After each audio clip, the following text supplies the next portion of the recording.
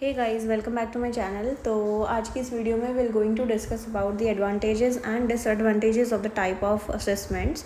सो last video में we have discussed about the purpose of assessment. तो अगर आप लोगों ने वो वीडियो नहीं देखी है तो I will mention the link in the description box और आप मेरे चैनल पे जाकर भी इसको देख सकते हो।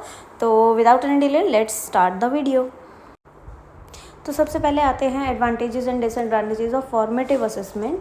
तो एडवांटेजेस की बात करते हैं कि इसका क्या क्या फ़ायदे हमारे पास होते हैं इस असेसमेंट को करने के। तो सबसे पहला बेनिफिट हमें मिलता है कि ये ग्रेड नहीं दिया जाता है इसके अंदर, इट इज़ नॉट ग्रेडेड, जिसकी वजह से जो बच्चों में डर होता है कि हमें इसकी परसेंटेज मिलेगी, ऐसी एंजाइटी डेवलप हो जाती है, उस चीज़ से हम प्रिवेंट कर सकते हैं। तो ये इसका एक फ़ायदा होता है। Second advantage is educator can check the understanding of students. मतलब जो टीचर्स होते हैं उन्हें पता चल जाएगा कि जो जितना कंटेंट अभी तक हमने बच्चों को कराया है उतने में से कितना बच्चों को आया है एंड कितना अभी भी हमें और आगे समझाने की नीड है।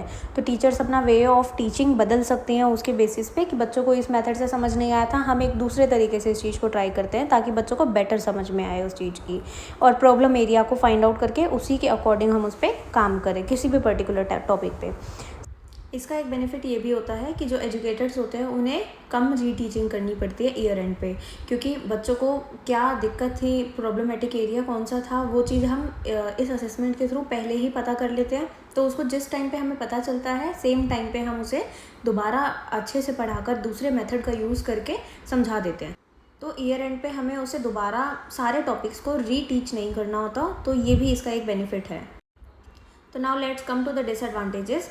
एक इसका डिसएडवांटेज ये आता है कि ये बहुत टाइम कंज्यूमिंग प्रोसेस है, क्योंकि हम बीच बीच में असेस कर रहे हैं। लेट से हम पूरे साल पढ़ाई कर रहे हैं, अब पूरे साल में अगर हमारे रेगुलर बेसिस पे टेस्ट होते रहेंगे from the very first month से लेके एंड तक, तो उसमें बहुत टाइम लग जाएगा। जहाँ टीचर को कोर्स 1 महीने में ख़त्म कराना था वहाँ वो 2 महीने में कवर कराएगी।